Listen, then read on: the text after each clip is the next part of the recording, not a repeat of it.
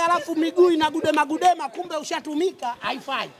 Utatuangusha, utakuwa wewe umetuhujumu. Hata ile albadili ya kesho kutwa itakufaa.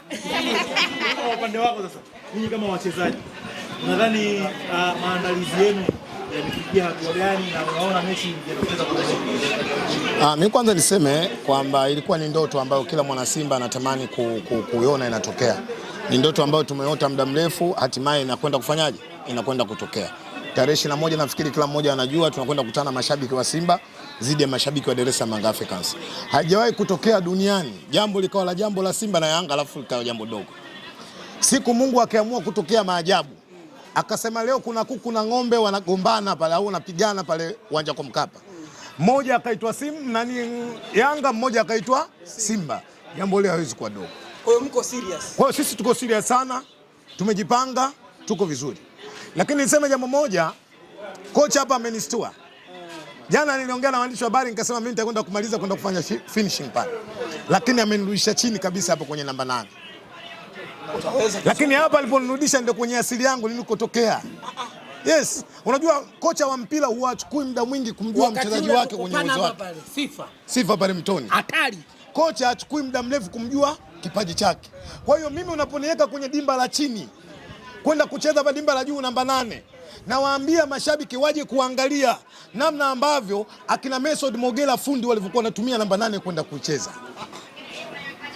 Waje kuangalia akina Waziri Mahazi bin Jabir Mandieta namna ambavyo walivyokuwa wanafanyaje? Wanacheza. Kwa hiyo namba 8 mimi kanipeleka nyumbani. Na namna ambavyo tulivyojipanga, tunaamini tunakwenda kuanza vizuri. Ligi NBC tunakwenda kutengeneza mazingira mazuri, kwa sababu sisi tutakapokwenda kufanya vizuri katika hiyo mechi tukaenda kushinda, basi akina Lee Mpanzu lazima nao watajiuliza kama hawa wameweza kushinda kuwafunga hawa Nyanya Chungu Ngogwe. Sisi tunashindwaje? Kisugu nasema mnaenda kutoa mfano. Yes. Kuambia fanyeni hivi. Na wao wataona.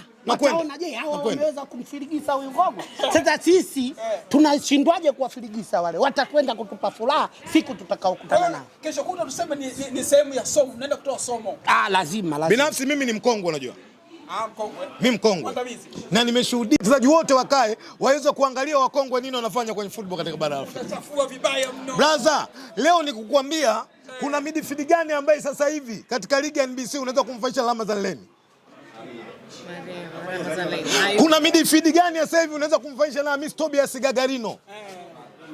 Kuna midfield gani unaweza kumfanisha na mtu mmoja alikuwa anaitwa Rostan Ndunguru, Lady Star hiyo? Hatari. Kuna midfield gani unaweza kumfanisha na Alimaumba Coast huyu ni ya Tanga? Kwa hivyo vitu vyote wamevikosa. Sasa waje kuviona kwa Mkongo Kisugu. Na Clash na Devela na wewe. Hatari sana hiyo. Kwani nakwambia? Kisugu. Yaani mimi sikudanganyi. Kwanza na ndio maana nikakwambia nilikuwa naota. Na ndio maana leo ukiingia kwenye peji ya Mikoi Kisugu, mimi mazoezi nimeanza na mwaka mzima sijacheza mechi. Yote ulikuwa unasubiria hii. Nilikuwa nawasubiria, sasa wameingia kwenye mtego. Asante.